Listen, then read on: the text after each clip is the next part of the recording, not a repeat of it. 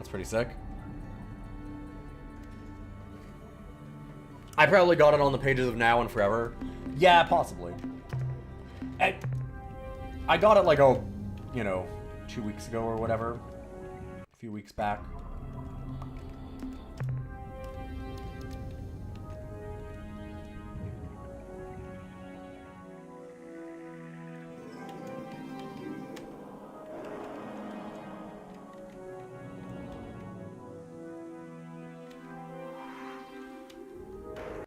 Got it again, anyway. From the same website that I did 20 years ago. 23 years ago? Oh, God. Where are we in the story so far? Right, so last time when we actually did the ranking of DOS for this game and put it at number 1 with a bullet. God, I love this game. We found out the Earth is under a slave shield. And we went around and recruited... Oh, goodness. Who did we recruit? We recruited the Spathy, obviously, because we have a Spathy ship with us. We also got... I'll have to think for a second. The Zotfot Pick. So we went and just talked to the Zotfot Pick and did them. We've met the Melnorme. And asked about a couple of different things. I'm trying to find a lot of biologics, actually, to sell to them. I recruited Fwifo. Yeah, of course I recruited Fwifo. Our friend on Pluto. How could I not?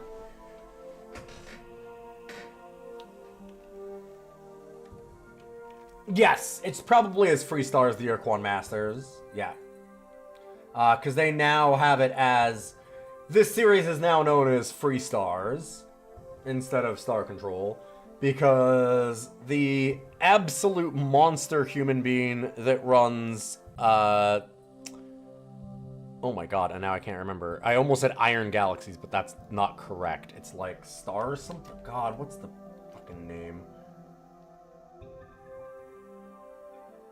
Stardock, thank you.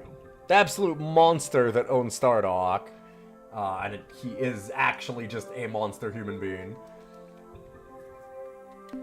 Sued them over it for a very long time, and tried to make a deal with them to be like, hey, sure, I'll give you back a bunch of the rights to it, even though he almost certainly did not have the rights himself. If you just say that you never ever made anything related to Star Control. You know, the two people that created it, that have their name on the fucking title screen. Asshole. Just a total piece of shit. I hate that dude so much. The Star Control thing is annoying. It's honestly other stuff that is much worse. Oh, dang. I'd be annoyed if it was that, but that's kind of like, okay, well, you know. Corporations fighting corporations. Don't have that much of a fight in it, although he... Oh, wow. Bad luck on that one. He did not, portray himself well.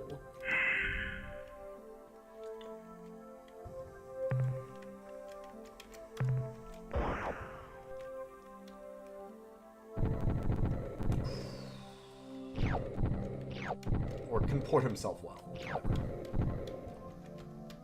Did a bad job of preventing him, showing off his, like, side to the public. Unsurprising, considering all the other things he's done. Oh, that was very bad. I've got my hand in a brace again, so I'm struggling a little bit. I might have to take it off. I have the ability to kind of take some breaks from it.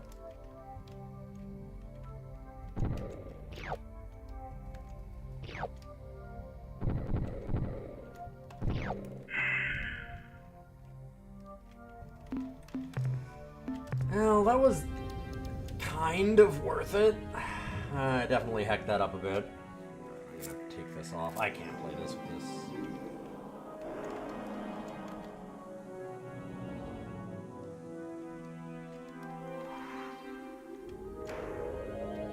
Whoop.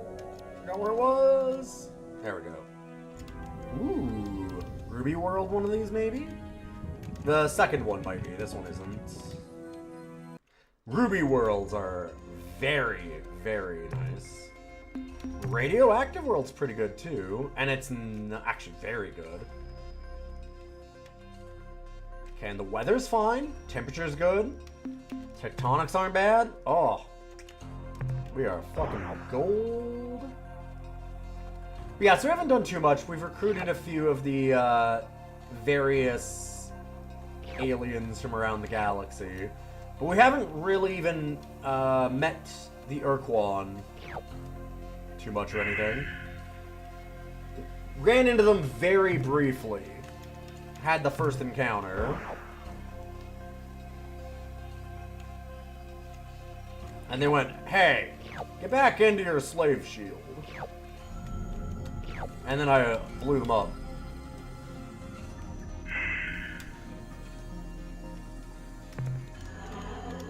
That would be the, Core Awe? I met the Core Awe Ur-Quan. I have not met the Xurzaw. That requires a little more digging that I didn't want to do, because going into Ur-Quan space is a nightmare. We already went there for the Zot-Fot pick, and I don't really want to go back. I do love how the Zot-Fot pick are like, yay, you can save us from these aliens that are hurting us, and it's like, oh god, it's the Ur-Quan fighting a civil war over your planet, Jesus Christ. The Ilrath are right outside of Earth. The Ur-Quan are nowhere near that. Yeah, it's the spider guys that you first meet, the nasty spider people. They talk like this kind of thing, yeah.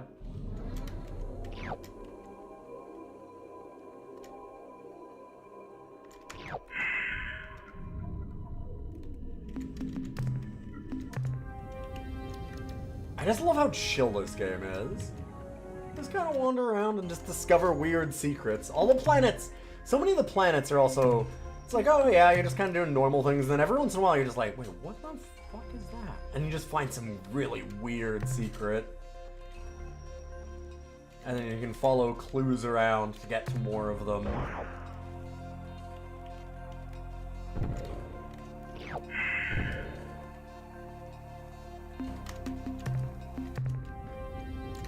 Well, no Ruby World, unfortunately, but not bad. A decent haul. What is our cargo like now? We have 1,100 spaces free.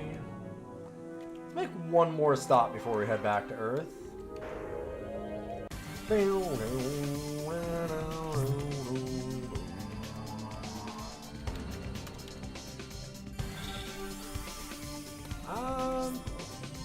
Theta Illuminati?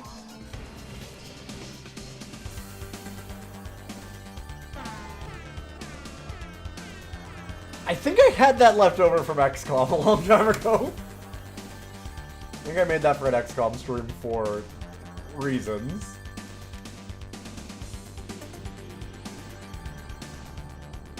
Good to see you, Arzu.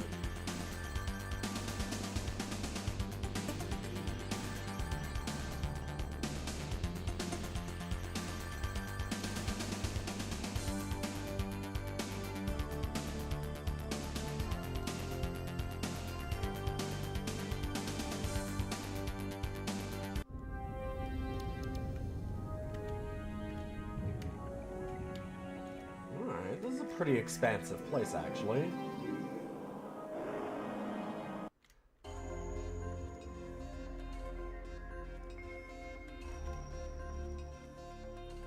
If you remember correctly, when developing this game, they didn't have much budget, so for music, they made a contest for the Amiga demo scene, and the best entries got in the game, and they figured out where to put them in later.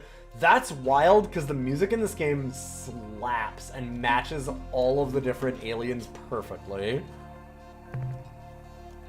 If that's true, that is unreal. That's really kind of tough to believe. Did we already go here? That's weird that it has nothing.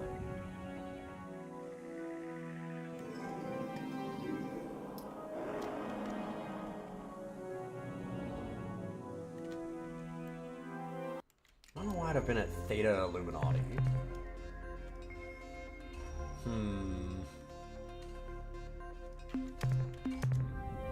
Come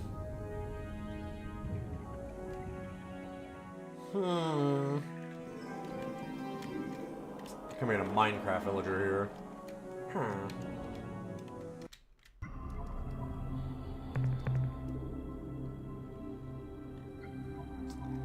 Oh boy, class 7 tectonics to get one thing? One little morsel just for me? I'm good, thanks.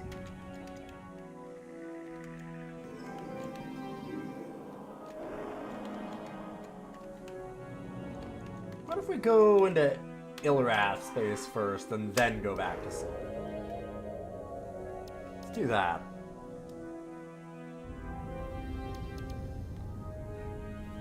Yes, yeah. There was a remixes on the Ur-Quan Masters, yes.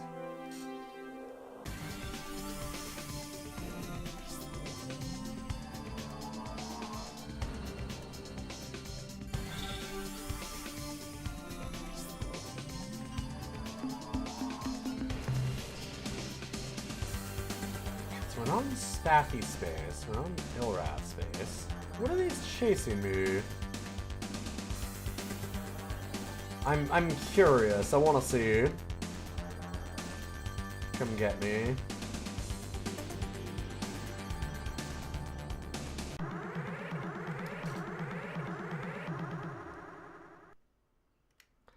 Damn it.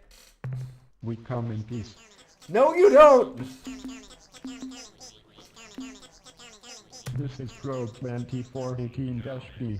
Coordinates are plus 728.3 by plus 125.3. Priority override. New behavior dictated. Must break target into component materials.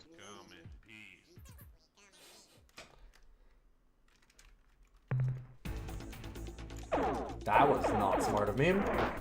I fucked up. I meant to send in the Federation ship.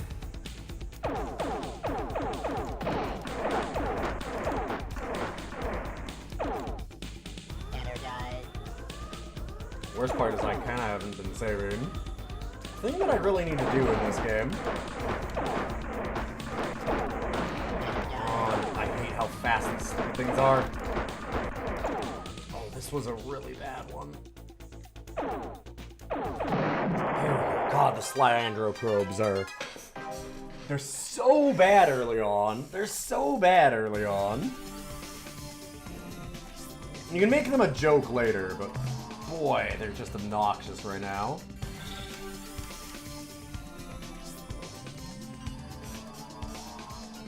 Get into Ilrath space. And then let's save?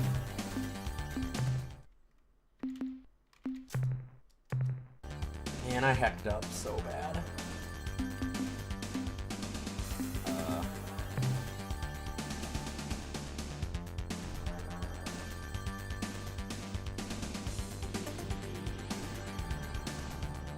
That is absolutely wild that it's like a contest for the music.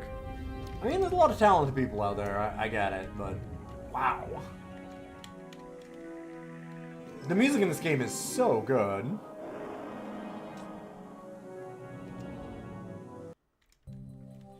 Like, and it matches so well as the thing. Oh, we're not going down here. 7 tectonics? Oh, and it's got biologics though. Okay, hold up. Let's think. Okay. Dispatch.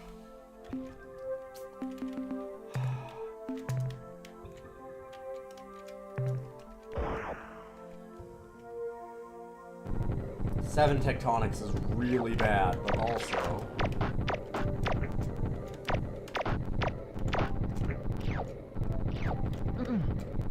getting data on... Nope. Fuck. I need to sell stuff.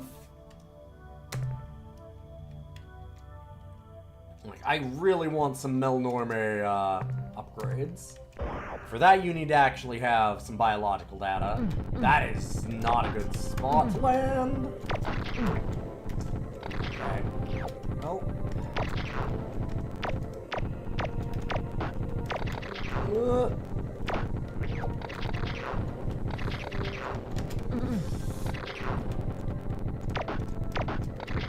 This is a hell planet. Why am I here? Okay, that's good enough. I probably shouldn't have even done that much, but...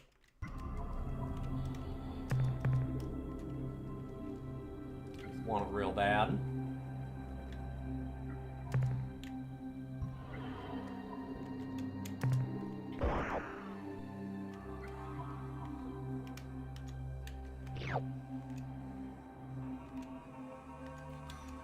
And then a nice calm planet. So good.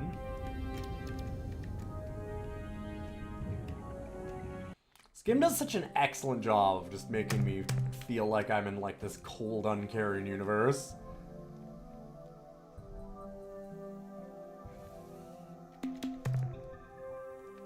That's interesting. I'm worried that those are gonna be real nasty, like, jellyfish.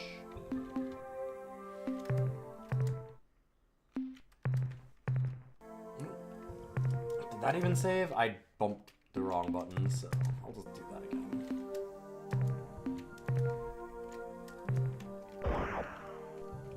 A good clam planet. Love a good clam planet. Fuck.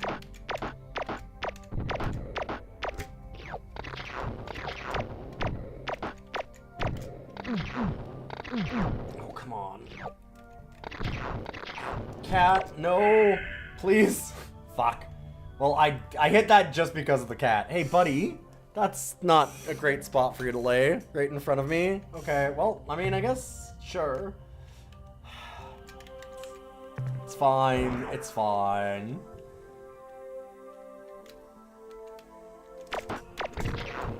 Wish I'd done a little bit more before pulling out, but hey. Nope. Little bastard, get back here.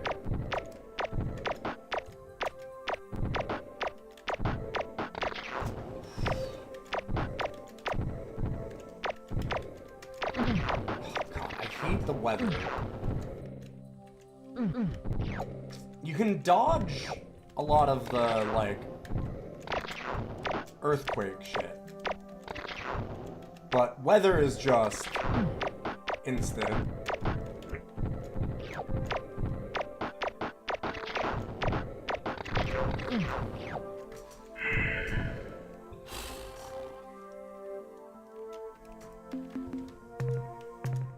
I'm getting really low on crew. Don't forget to Joker. Hey, Jade Wolf! Good to see you.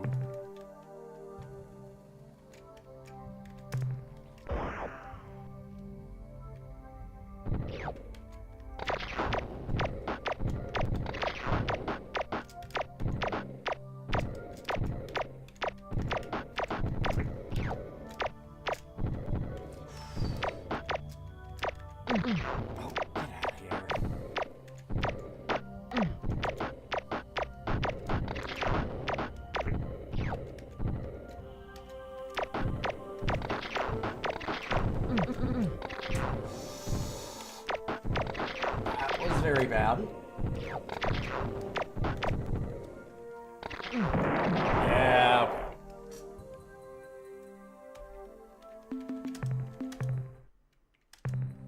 Gotta save scum this a little bit.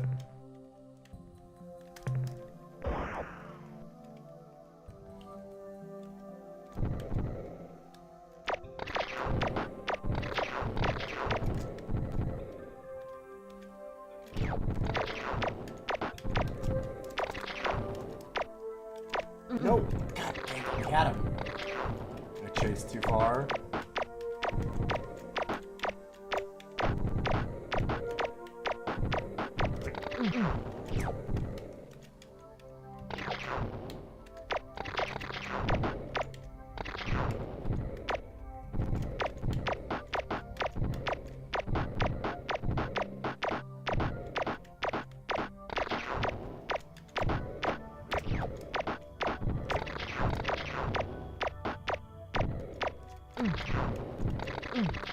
This is a fantastic planet for us to be on, though.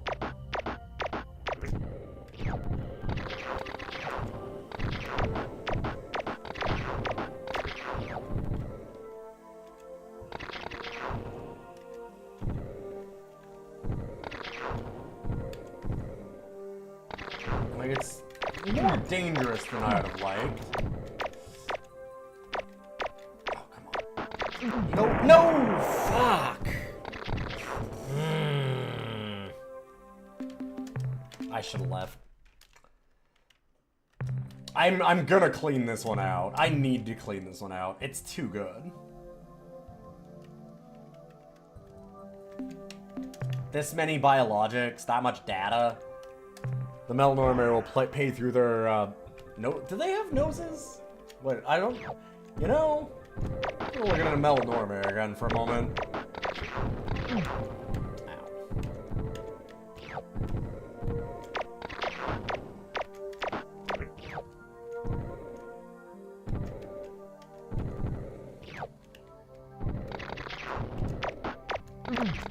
Fuck off.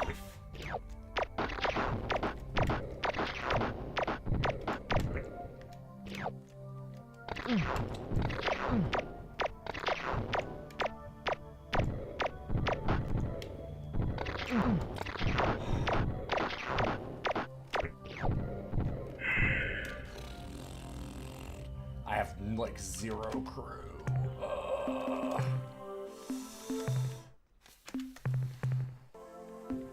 We're now in, like, super danger territory.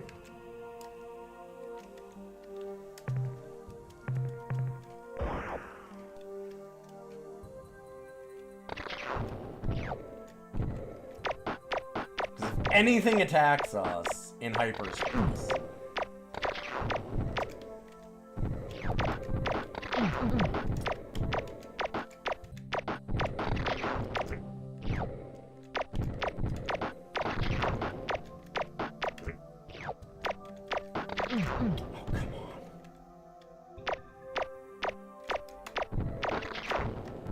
like, this is actually game over if we lose this lander right now, because it's literally all of the crew for the precursor ship.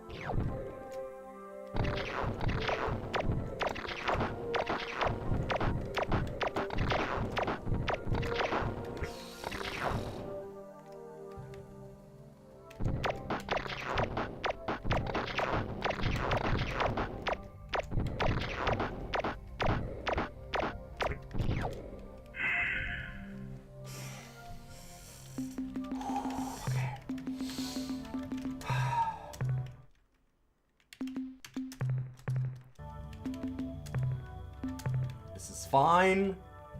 We're fine. We have 4 crew left. Out of our 150. I think that Earth might be mad at me. That's definitely a game over, right? Oh, it is. Wait, what? Crew 0. I thought that would... Doesn't that game us over? Maybe I'd have to, like, get out of that screen or something.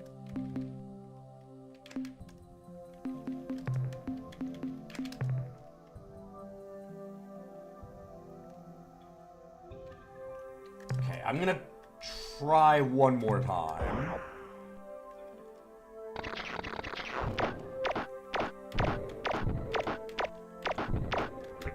To get as much as I can. Guys are so damn fast. I almost yearn for the evil jellyfish that attack. Because those ones actually run towards you, which...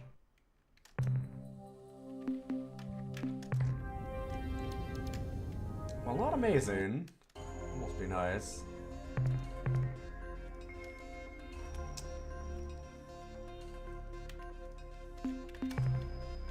Ooh, baby. That's a lot of radioactives, and those are worth a lot of money. And this planet is very calm. Let's get to chill.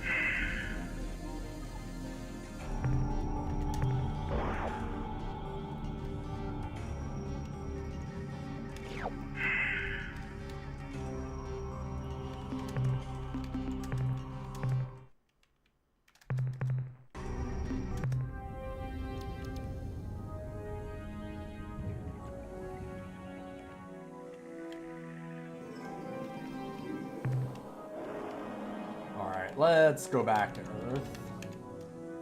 It's about that time. 4 crew, almost no fuel. Seems like a thing we should do. Especially with a whole lot of Ilrath on our tail. That looks like. Maybe some Sly Landro, but whatever the case. I don't really want to deal with it. No, I do not. We're not getting probed. Get that out of there. How dare. Don't put that shit on me. Greetings, Captain. I'm ready to assist you. Before we proceed, I wanted you to know... Hey, speaking of banger Your music. diplomatic efforts have struck gold, Captain. We've been contacted by a race called the Zok-Fot-Pik, who wish to fulfill their part of the unification, something you have arranged with them, I gather. They have sent us specifications for the Stinger-class attack vessels, as well as a large number of Zok-Fot-Pik commanding officers. You're doing a fine job, Captain.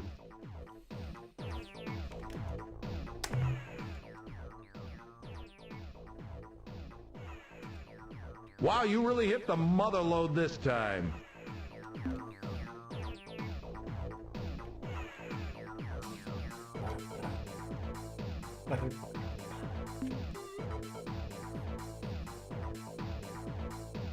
Just gonna jam to this for a moment. Farewell, Captain. God, it's so good. Oh god, I need some crew. I need crew, I need fuel, I need everything.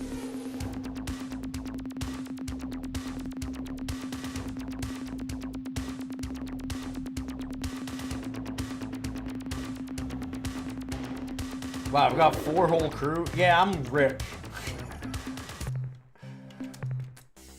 That's what you were saying, right?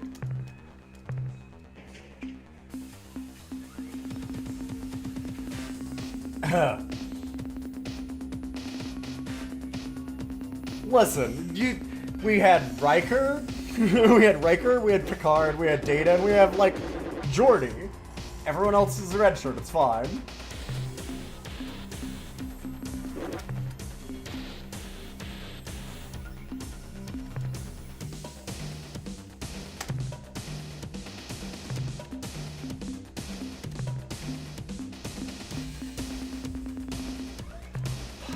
I don't remember loving the Zok-Fot-Pik, but I don't remember. I could buy one.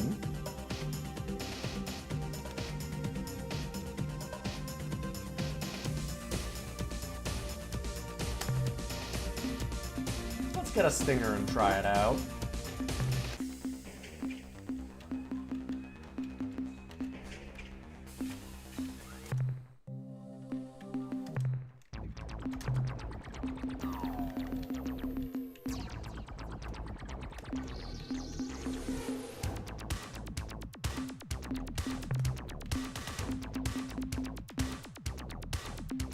Oh, right, it could put up extra fusion blasters or something. I think we're good for now.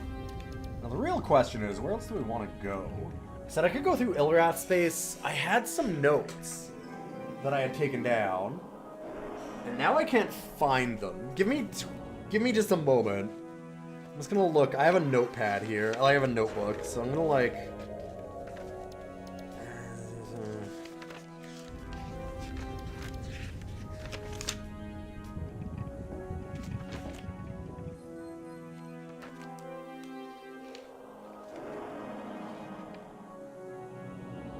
Most of it is for Rough Cuts, our podcast, in this book. But I feel like...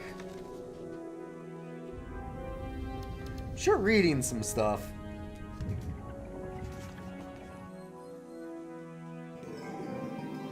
I feel like I put it on a sticky note, and I think that it got thrown away is the problem. That seems to be the case. Although I think that we did most of the notes that we had. I could go and try and meet the Melnorme again, because we do have some data.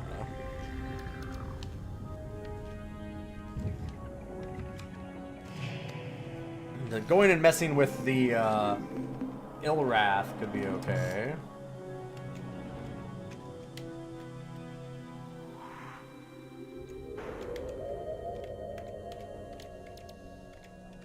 What if I just decide to fuck with the Ilrath space? Let's go look. We'll explore for a minute.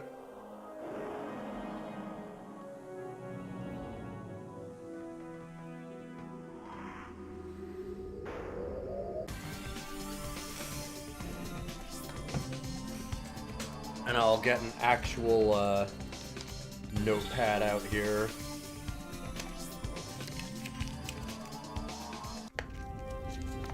For some real Star Control 2 notes.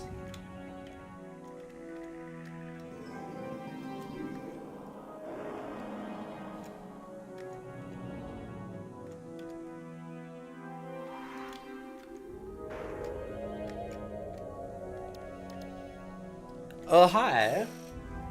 Good to see you, Comet. How you doing? A super dense world. Really high tectonics for one. I think we're good.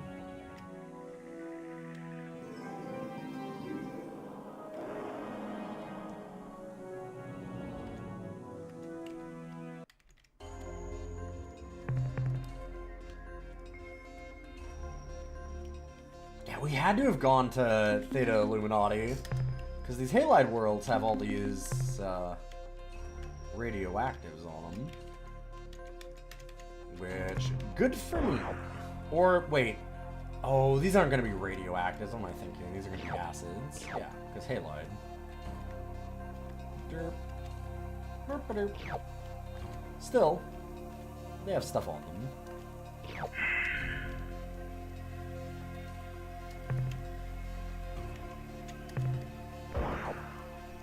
Love to hear that somebody is hanging in. It's a lot to ask these days sometimes. I feel like everybody is 1 second away from crashing out at any moment. And like a reasonable crash out.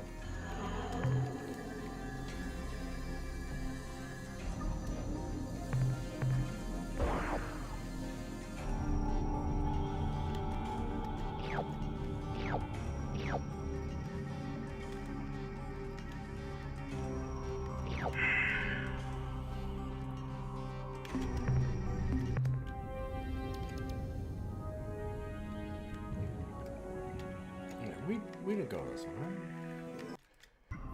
Am I losing my mind? I might be losing my mind. No, we did not go here. It was a contrary world. The other one was the super dense world, but that was a different spot. This is 6 tectonics, which I don't particularly love. But that being said, maybe I can just go ahead and do that. Oh yeah, I mean, yes. But Kendrick's is scheduled for back surgery next week. We're hoping to make a difference. That's really good. I also hope that makes a difference. I am hoping that my new finger brace makes a difference for my hands. We'll see. It's not been amazing so far, but we're taking it a day at a time, I guess.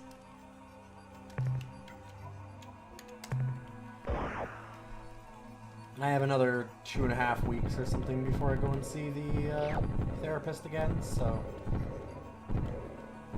maybe I'll see some more improvement by then. I'm having that, the problem of my therapist going like, good God, I don't know with your anatomy. Because my, EDS is causing a lot of problems of, like, knowing what to do. Just unfortunate. That was interesting. I want to go to planet 6? Yeah, because the outer one, that was 8, that one was 7, this is 6, okay.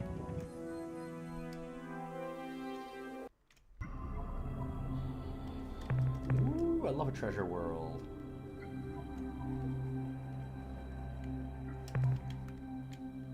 Although again, I think the #1 thing that I could find is, biologics. Biologics would be the best for me. Oh, come on. Bad spawn. Oof. I might have been able to turn and run to get away from that, but what do you do? It's only 3 hit points. And then I start looking over at chat and lose another 2. It's only a few hit points. It's worth it. I'm not gonna bother to like reload every time I get hit. Oh, God, come on. I do remember as a kid though, honestly, it does kind of behoove you a little bit to save scum a lot. I remember doing it a ton, and just like every time that I took a hit, I'd be like, nope, let's go back. I'm not gonna quite go that far this time. Save scumming over and over is not the most fun.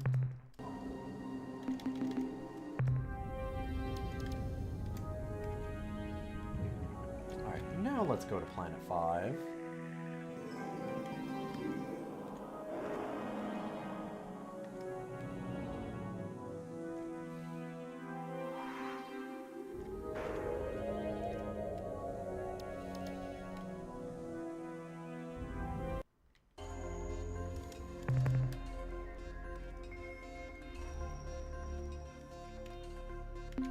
A truly noble world.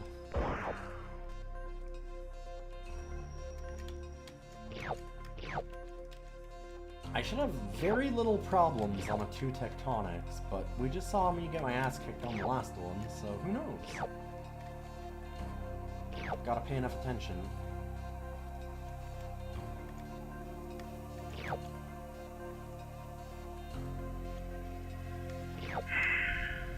It's incredible how much this inspired Mass Effect.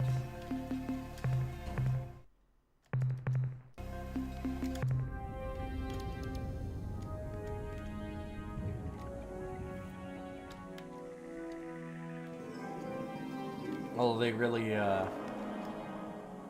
lowered kind of the whole exploration of the universe down to a little bit of a mini-game kind of component. Hey, Lisa Page! Welcome, welcome. Good to see you.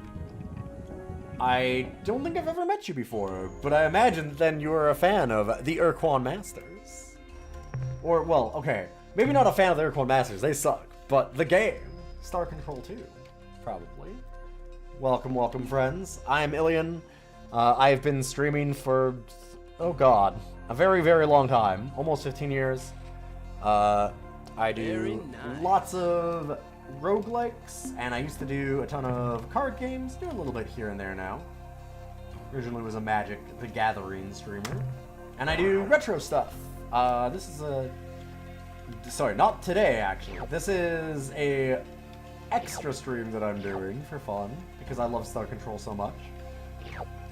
Where I've been doing DOS-Cider, the ranking of DOS games, and I've ranked about 315, I think, so far, something like that.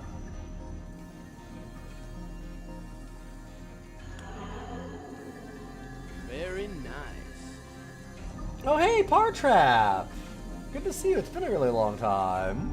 Saw the Jank tag and had to come check it out. I do love a lot of Jank games. This one is not one of them. This game is incredible. This game is currently my #1 ranked DOS game of all time. Putting it like, and to give you an idea, well here, I can pull up the list actually. I have it sitting here. What were you up to, by the way? What are you doing? I should pull it up. There we go. Star Control 2. So it puts it above even like Warcraft 2 is 18, to give you an idea. Like, Star Control 2 is... It is the foundation for almost every sci-fi game that came after it in a lot of ways. It's really, really good. It's really, really neat. Oh, Luigi's Mansion. The controls for, like, Luigi's Mansion games are pretty wild from what I understand. So yeah, it could be very easy to be bad at. This game has a little bit of that too, where the combat, the early game combat is kinda nasty. It's really, really punishing in some ways. But later on you get more and more stuff to kind of help you out. But this has very big Mass Effect vibes. The graphics in this look really cool. Yeah, this is a 2002 open source remaster in a way. It very much still looks the same as original Star Control 2, but the devs released it as open source a long time ago. And it meant they could do like various setting options to make it a little bit better resolutions and just clean up a couple things here and there, remix and remaster some of the soundtrack. It has a very, very intricate and very complicated and very cool story. We're gonna go back before we fill up on minerals there. So right now we're kind of going around and picking up a lot of minerals and biological data so that we can sell it to a alien group called the Melnorme.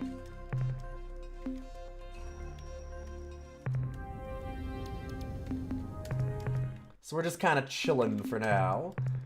To give you an idea though, here's our star map. Every single dot is a place we can go.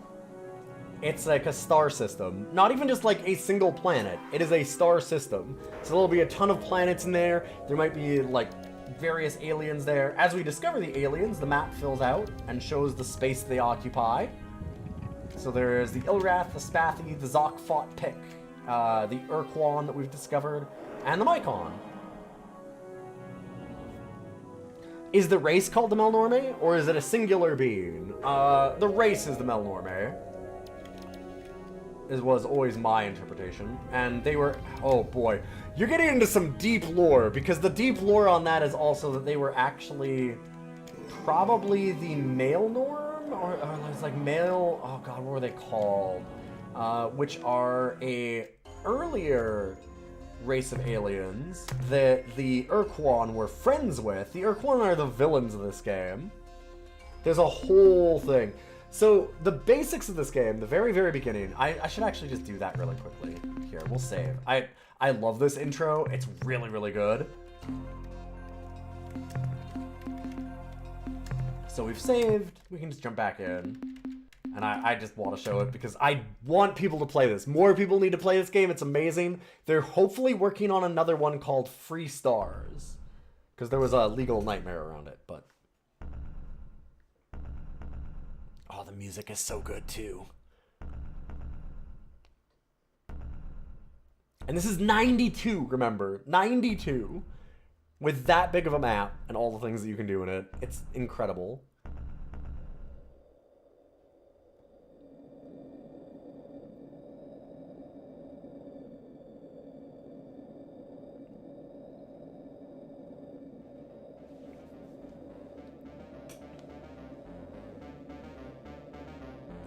Ur-Quan, we're winning.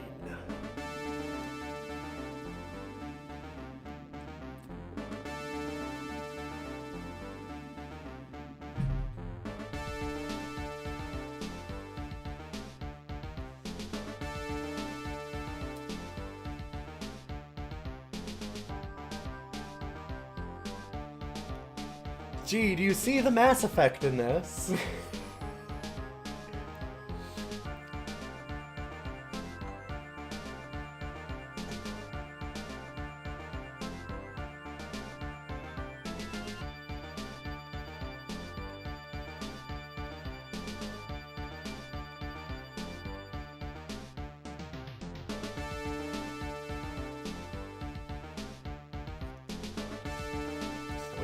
For rescue vessel, but none came.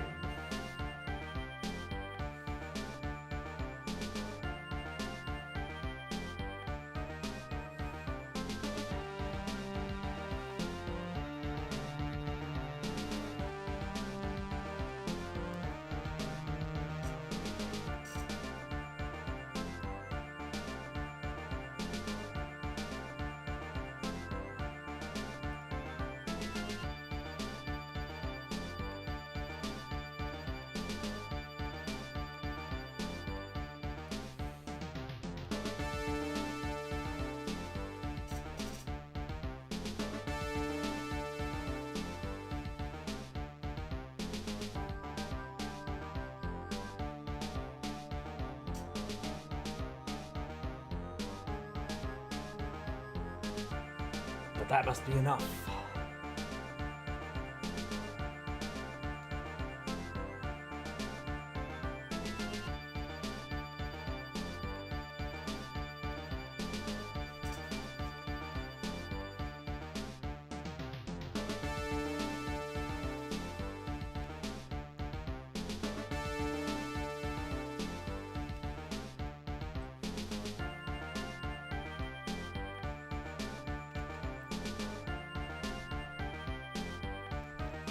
Tell Earth of our plight. And if the war with the Ur-Quan still rages, fight for Earth and the Alliance as well as you can.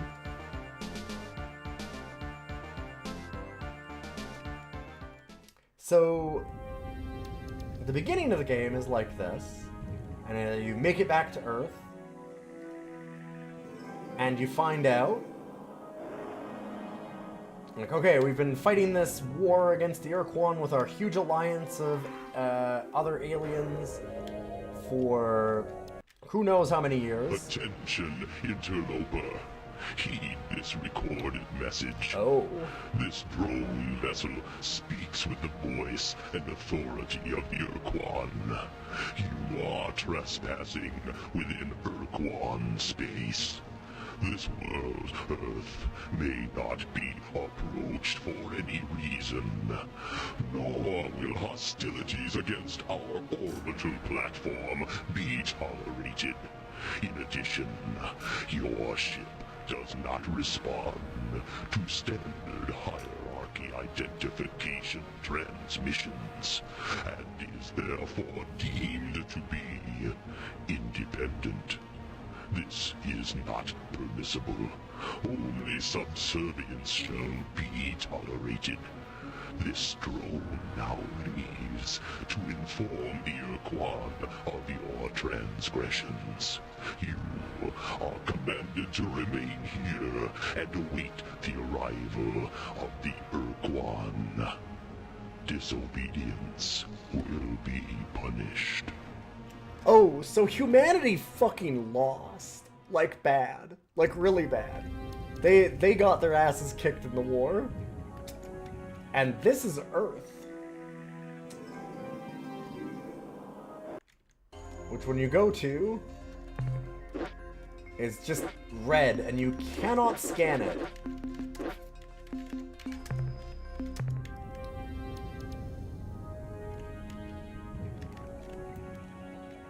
There is an Attention, unidentified space vessel. I am Starbase Commander Hayes Orbital of the planet. slave planet Earth. slave planet Our Earth. hyperwave broadcast extremely weak. Situation critical. Energy cores exhausted. Scanners and deep radar are non-functional. We cannot identify your vessel. Are you the scheduled hierarchy resupply ship? Repeat. Are you the resupply vessel? Alright, so anyway, that's... The starship... And we'll just kind Thanks, of go through here. This is all tutorial.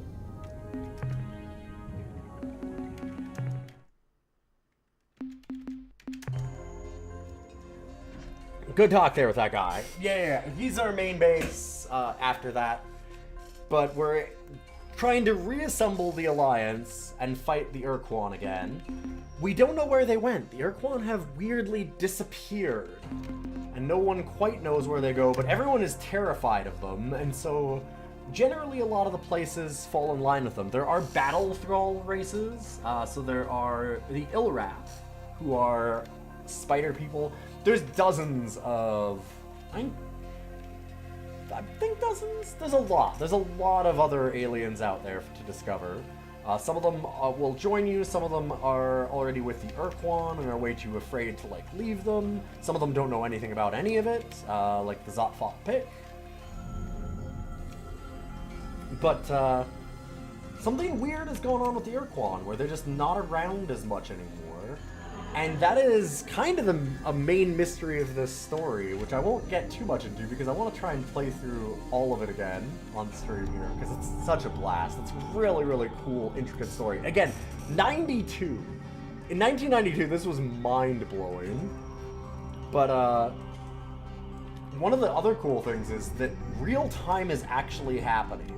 So it doesn't change too much, but things are actually progressing inside of the universe based on how long you wait. So certain things will be available or happen at various times if you're around for them and figure them out. Because there's some big secrets going around. Let's scan. But right now, like I said, we're just we're collecting some materials.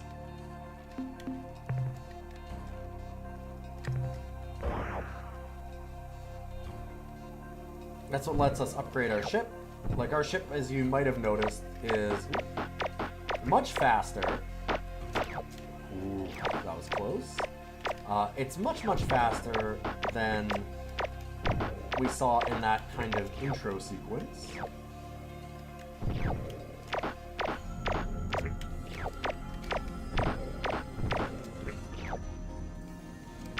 And that's because I have upgraded all of my ship's drives and things. Oh, ow. No, go away.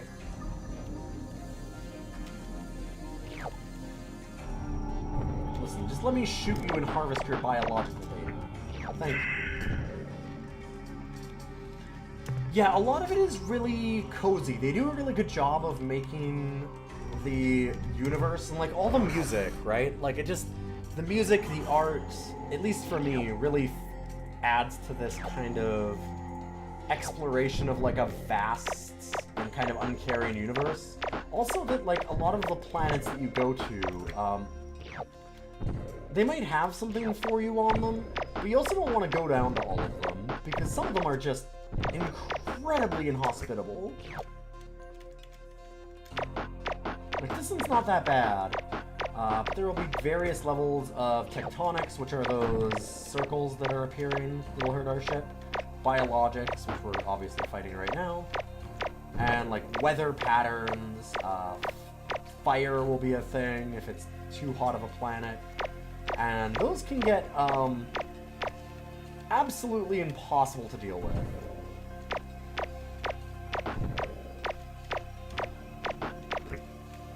And it'll tempt you to go down because there's goodies, but you just can't. Like,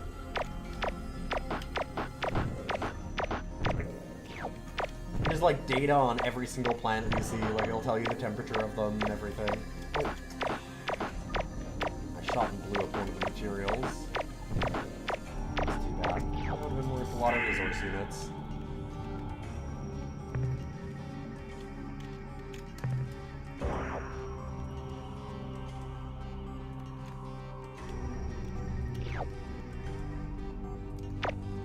All the red resources here first.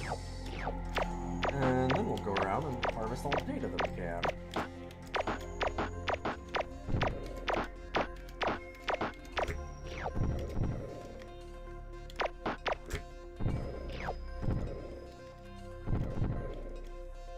Do different animals drop different stuff? No, they all, well, as far as I know, they all basically drop biological data that you can sell. There are a lot of different mineral resources of various kinds, but it's mostly just how much resource units they give you for upgrades and things. A lot more of the game is about, like, exploring and discovering certain mysteries and stuff. Like, there is... Let's see if we can find some Slylandro probes. Which, God, why would I'm gonna want to do that. The Slylandro are very obnoxious at the beginning of the game. They're hard to deal with. But you'll meet, like, a lot of it is talking to various alien factions and solving their problems so that they'll join you.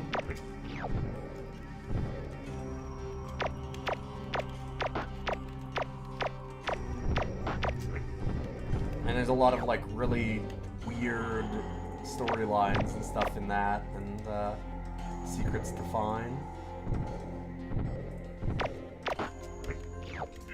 Okay, full on data. Let's get out of here. Lost a lot of crew there, unfortunately. Down 19.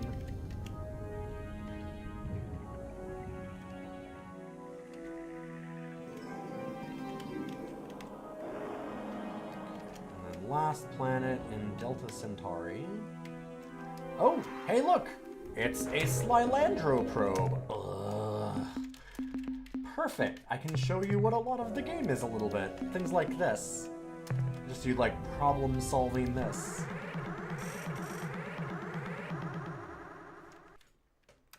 Like, what the hell is going on with the Slylandro? We come in peace. We come in peace.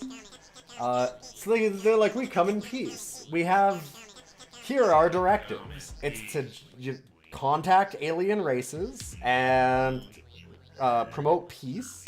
It's to replicate and go across the galaxy and continue with Objective 1. And then you talk to them and they go, Replication status, 8 replications. Next replication 85% complete. Estimated replications since departure from point of origin, 583 replications. Estimated replications projected 1 year from this date, 14,784 replications. Estimated replications projected 5 years from this date, 45,786,412 replications. Priority override. New behavior dictated. Must break target into component materials. there's a bug in their software that's making their secondary one of replicate and spread throughout the galaxy to promote peace become the primary one, and they need more materials to,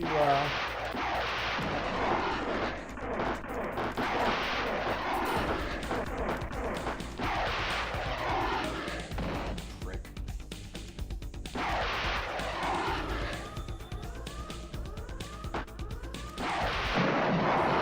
Oof. That almost killed that ship. They're very, very fast is the problem. We've got seeking missiles on that ship, so at least that's helpful. Good to see you, Hosk. So then it's a mystery of like, where the hell are these things coming from and how do we stop them? Because they are replicating across the galaxy as gray goo. Yeah, those are the Earthling ships. The Earthling ships are very much an Enterprise.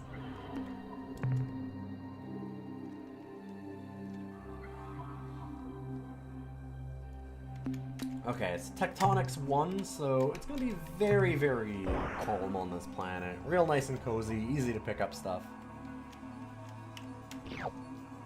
But yeah, they're definitely a gray goo situation, if you know about gray goo, which is one of my favorite apocalypse scenarios.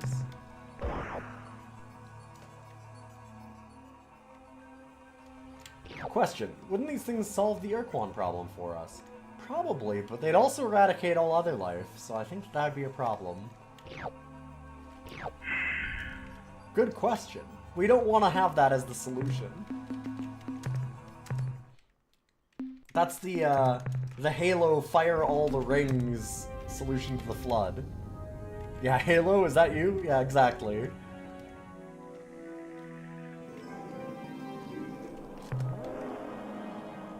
Let's poke our heads a little further into Ilrath territory, just for fun. I don't know why I'd go here, but sure. I don't remember, I wish that I had found my note where I had all of, like, the various coordinates and hints that we had found on this particular run. Oh, hey, I'm guessing this is one of the Ilrath. There's a lot of ships chasing us in hyperspace. Oh, fuck's sakes, it's not. We come in peace. Ah, no! Priority set at point of origin. Behavior follows dictated priorities. Priority override. New behavior dictated. Must break target into component materials. Never mind, it's these assholes still.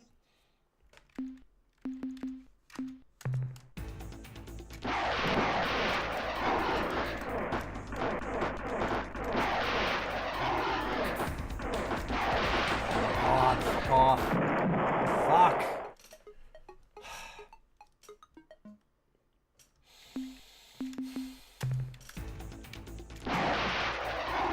I need the distance from them.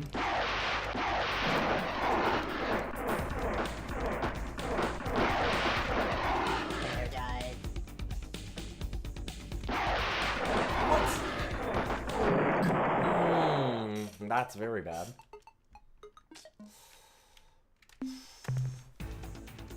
Might want to just reload this one.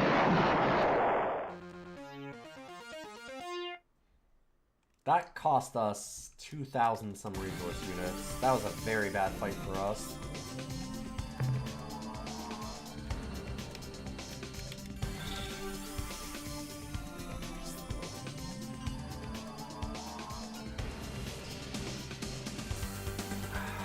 Yeah, I kind of do want to load that back up.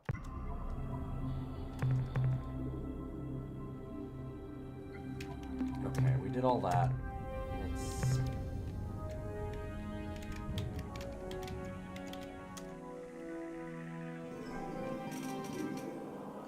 start back over.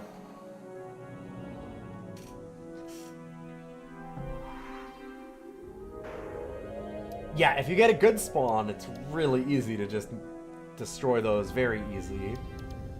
Get them with long-range missiles and you're good. But if you spawn next to them, oh, it's so brutal.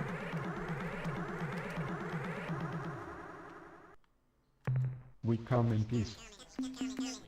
Ending alien contact subroutine. Priority override. Yeah. Break me into target. Break me into component materials. I get it. That's not good. That's a bad spawn. Did our own miss? Okay. You saw that, right? Our own missile hit us. I'm so mad.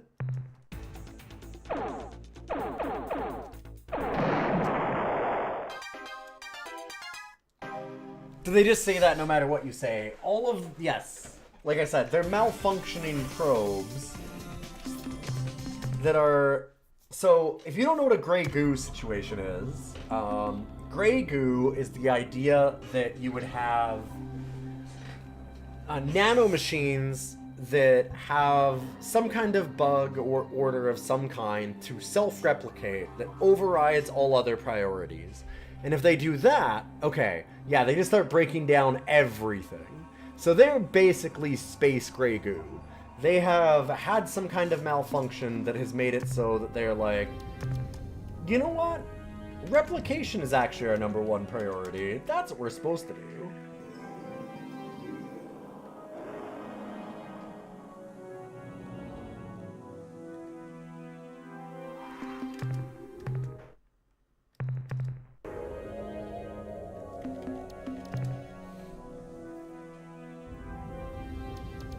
So we've had there's been a lot of different conversations that we've had with them. We've had like 24 conversations with Sly Landro at this point. So there's been various like hints as to where they're from or different things like that.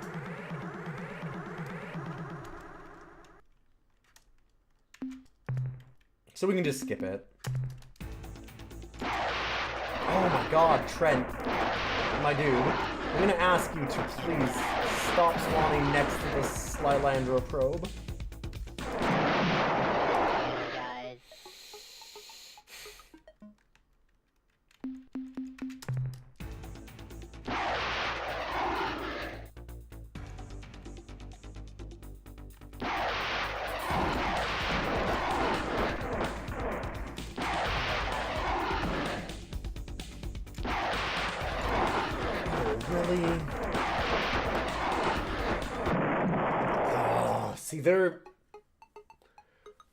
Their shots even delete our missiles, which is extra fun.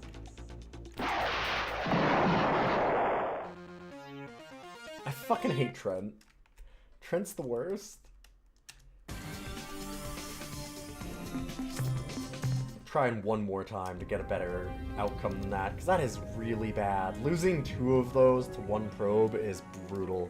I'll accept 1, which is still very bad. Because we get 550 resource units for killing them, and making one of those ships is almost 2,000. So we still lose a lot. We lose a lot, but losing 2 of them is like such a big setback. Oops, I didn't mean to do that. Ending alien.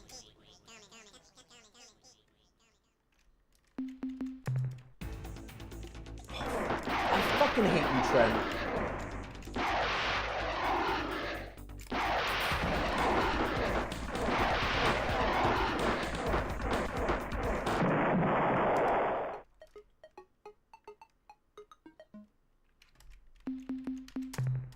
apologize.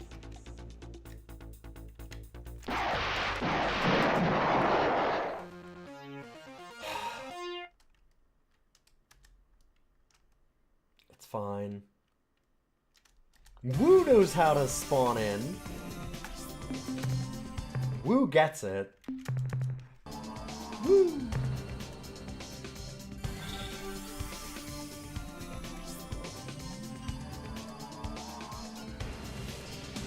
Like, I don't want to lose that many ships right now, not even just because of the resource unit cost, because of the fact that we're in Ilrath space and I want to try and fight some of them, like, just for fun, just to show some stuff. No, I don't need a hint as to where I'm going here. No! Fucking Slylandro probes everywhere.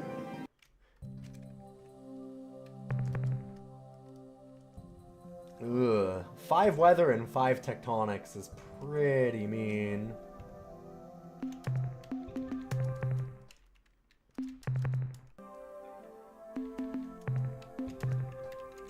I'm gonna try. Good old pea planet. Well.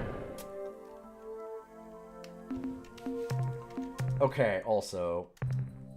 Can I pick that little guy up or something? What is that?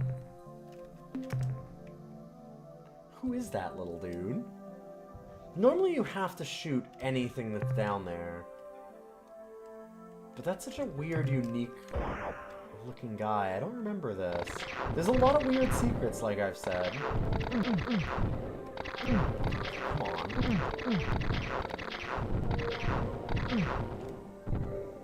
This is a planet of hate.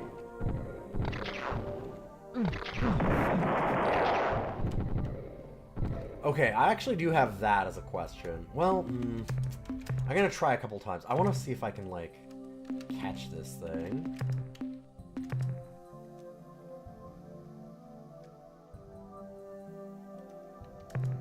I don't know if I can. It's really fast, and it seems to be running away from me. They'll have different behavior.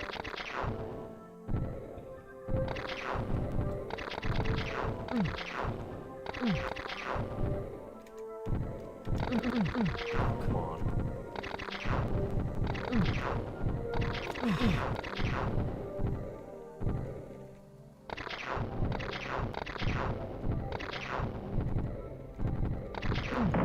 The map has an edge, right? It's a planet. You can wrap.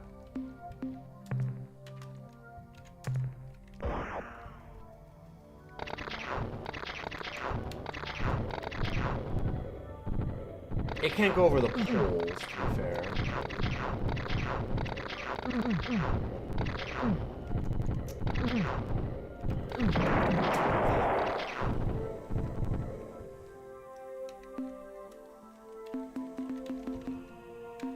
Non-Euclidean space representation. No, it's just... planets are round. They're not flat. It's just a map. The map is spot. Like... honestly, I will say it has always bothered me that you can't wrap top to bottom too, though. Okay. Sure. So Hosk, since you are someone who's played through this a lot more recently, is this something special? Can I run into this guy? Okay, what the fuck? I ran into him and he didn't deal damage. Nope, just... Okay, well, never mind, don't answer me. Just a low-value dude. Okay. Huh. So this is like weird little things like that every once in a while you're like, is that something? Is that, like, important? I don't really want to go on that planet. Fuck that. That place sucks. That's a hell planet.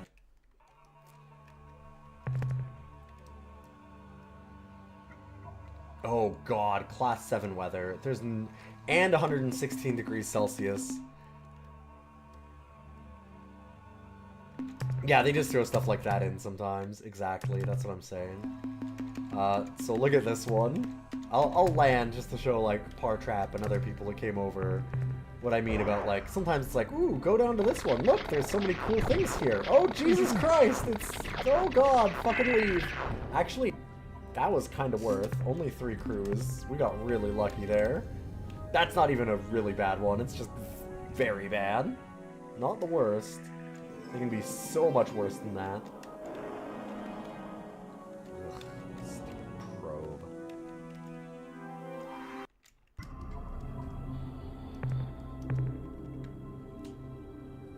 Another Class 7 weather. Ugh.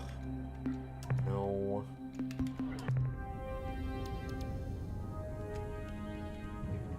That was extremely lucky, yeah. I was doing it to show off, like, how fast we would die. Because normally we would die in literally 2 seconds on that.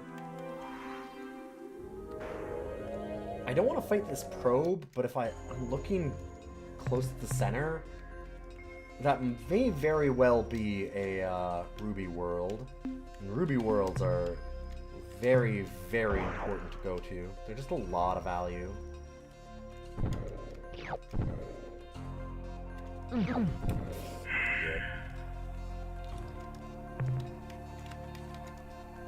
Bad piloting. I looked over at chat. You can't text in space drive.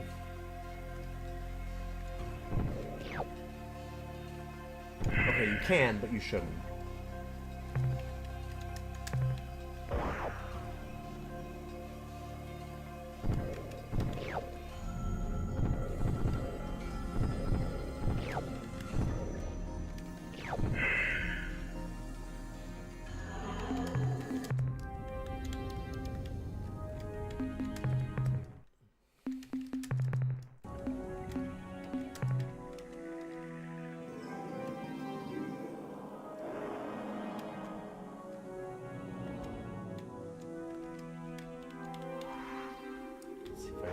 This thing.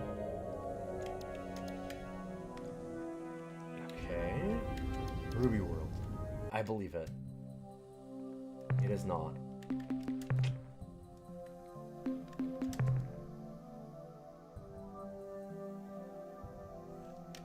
No energy, no biologics.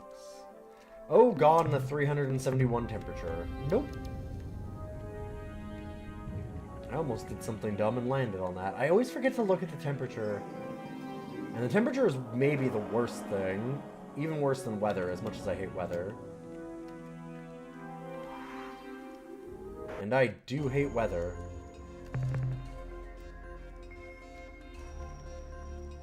Ooh, wow. This thing is rich.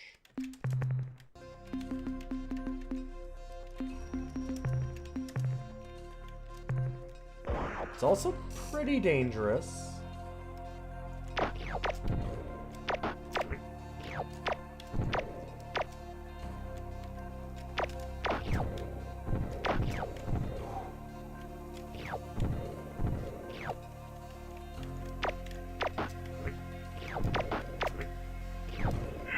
I'm leaving. That looked like a bad situation.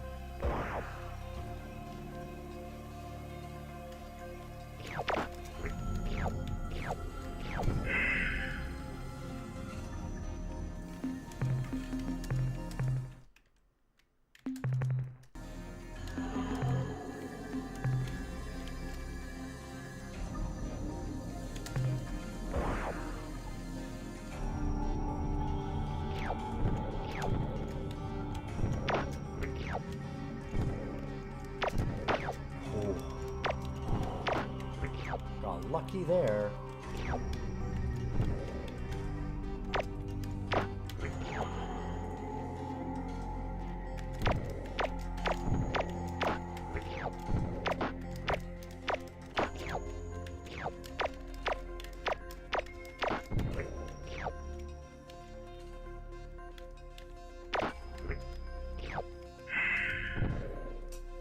Yeah, this is a real treasure planet. This thing is unbelievably good for us.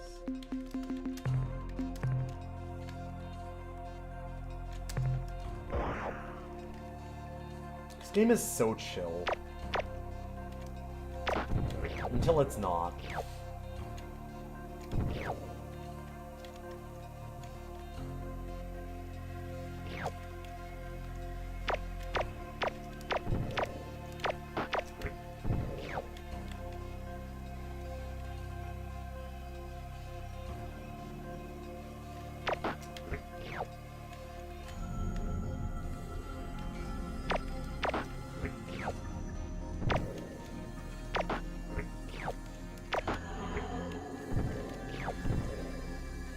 Get all the data right now.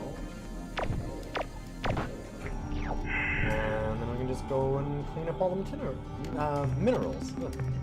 Not materials, although that basically works, I suppose.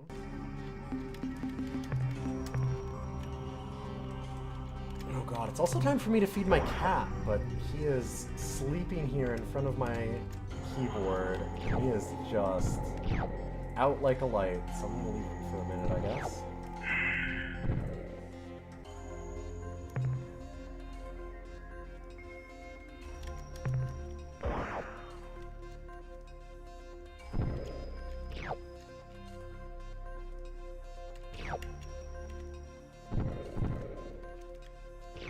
Yeah, this might have been more important than a ruby planet, actually, which is wild to say.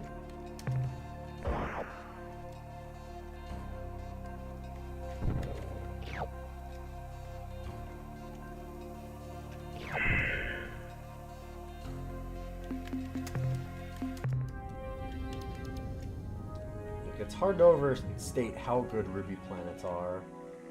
That one was, like I said, probably better. Okay, this will have some so crystals. Oh, and biologics again. Oh my goodness. This area is just filled with those. Hell yeah. My goodness. This is so chill. I can't even swear. Like, why am I bothered? Relax and we'll go meet our evil spider friends in a little while. Oh god, oh god, oh god, it's evil jellyfish. Oh fuck, oh fuck, oh fuck, oh fuck.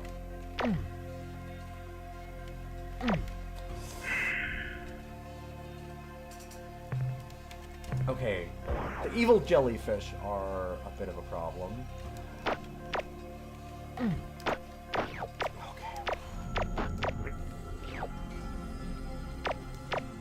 Just a chill time. Oh fuck! I did say until it's not.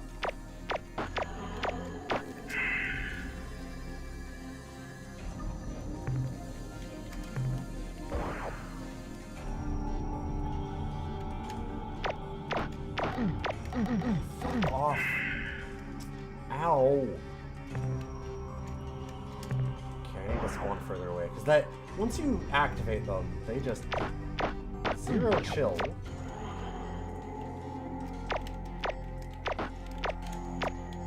Is that thing also angry? No. Okay. Listen, I can aim. It's not the easiest thing to do, honestly, in this game, because you are just using arrow keys.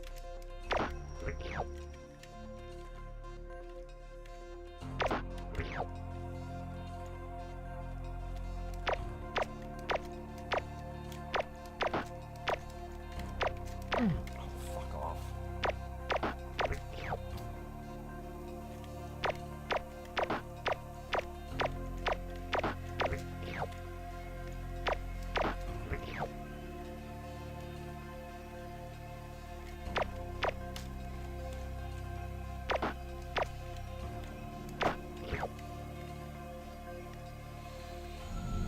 Okay. Man, space jellyfish. Miserable.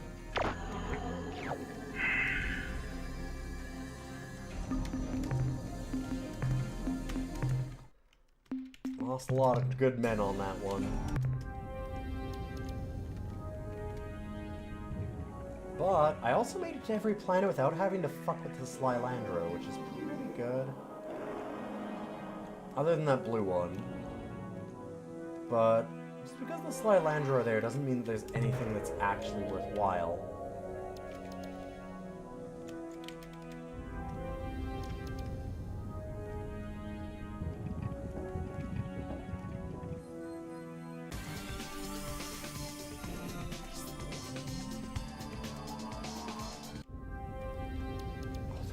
so many probes. Oh god.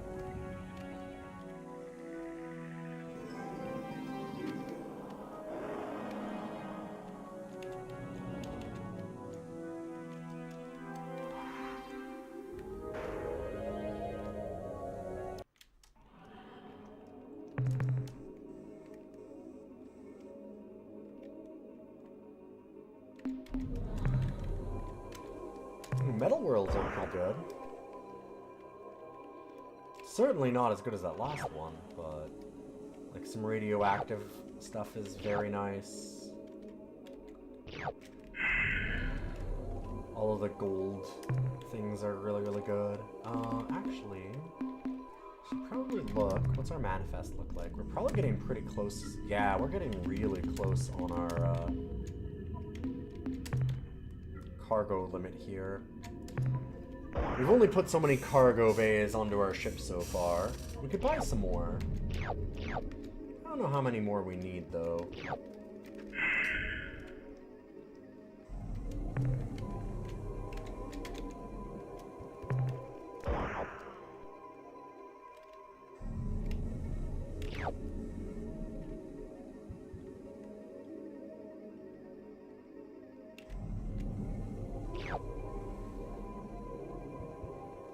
Weight materials, not so useful. That, though, very useful.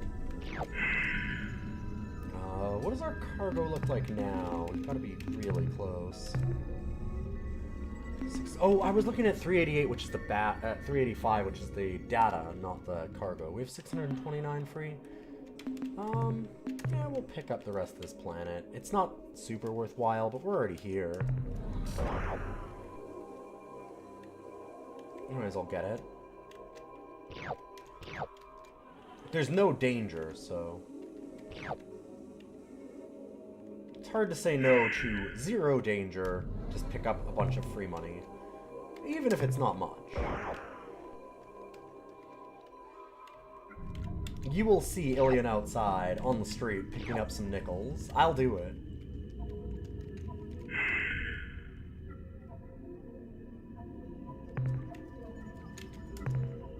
Yeah, I have a full cargo pod free, yeah.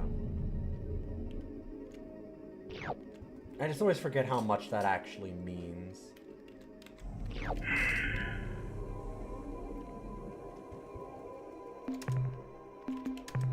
In terms of, like, numbers. Ruby Worlds? I'm gonna be mad, because these are gonna be Ruby Worlds, and I'm not gonna have enough stuff. Cimmerian World is... certainly a thing. Not really anything to go down to there. And it's also Tectonics 5, which is generally not too bad, but not really worth it for two tiny spots of very little material. Here, though...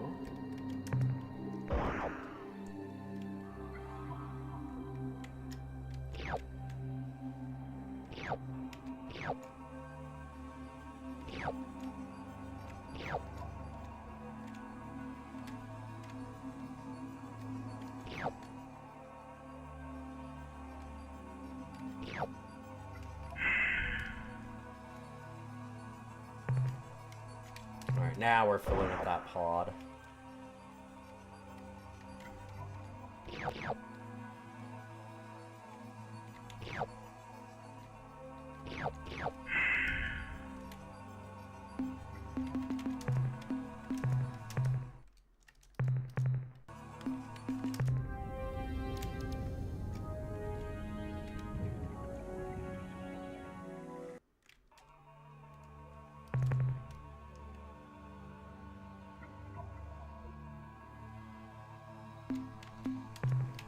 I got so used to seeing biologics everywhere that I'm a little sad that we're not getting them now. Hey, Madame Adversary! Good to see you. How you doing, Momo? Nice to have you around. Oh, I can see it underneath spawning. A little earthquake getting us. It's a little love tap.